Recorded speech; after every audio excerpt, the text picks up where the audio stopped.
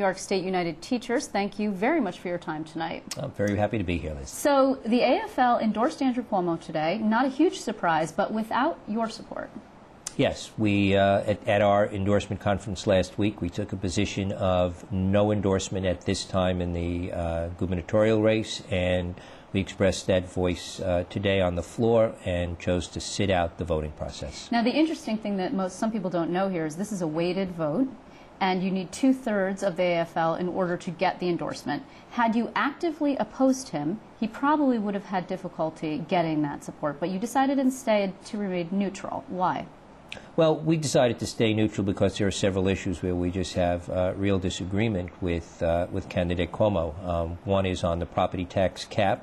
It's not really property tax relief. It's more of a gimmick that we think is not in the best interest of New York, on his position on a constitutional convention, his position on really trying to put more power in the control of the governor and not balancing it with the legislature, and a general state spending cap, which we think ignores the equity that's necessary in a taxation system in New York. But aren't you sort of trying to have it both ways here with all, I'm sorry, with all due respect? In other words, if you had really wanted to send a message and zing him, you could have opposed him actively. I'm not sure when the last time you actually did that.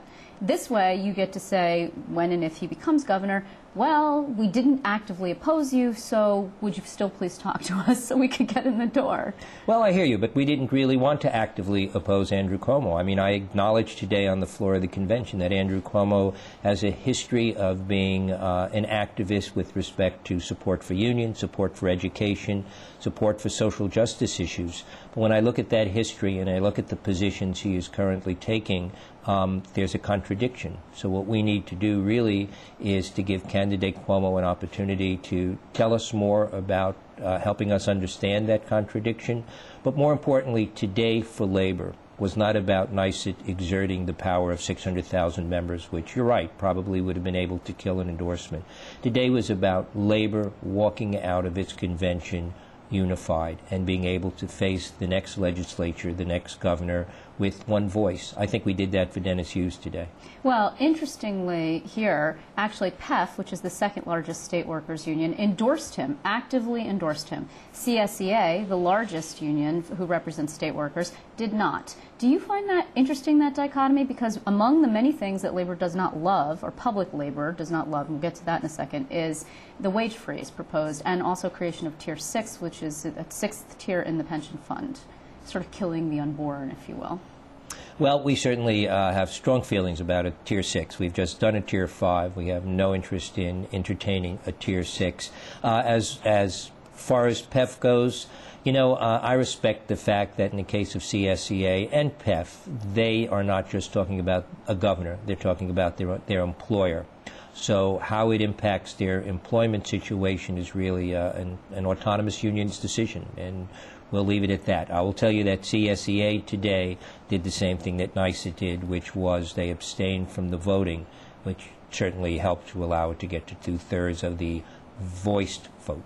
And right, this was not a, we should say that to viewers, this was not a vote in which somebody puts their name on a slip of paper and puts that in a box. This was a room of people who say aye or nay, correct?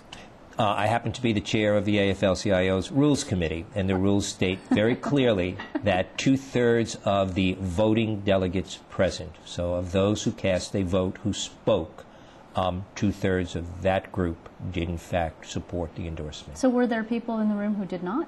Not a single voice was heard to say no. Well, how much of that is because people are afraid of Andrew Cuomo, do you think?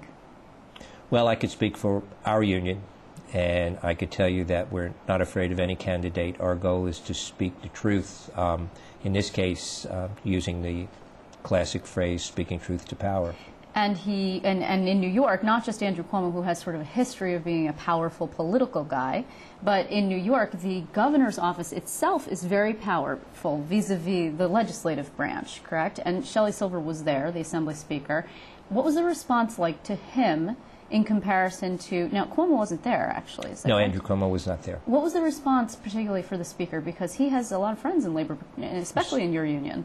Speaker Silver got a very warm and wonderful response. He was very clear about his support on several issues that are important: prevailing wage, K-12 education, higher education, his opposition to the Empowerment Act of setting up a process by which the best degrees out there could be denied from to the neediest students in New York State. So he was out there, and more important than anything, perhaps, on the issue of unemployment insurance. So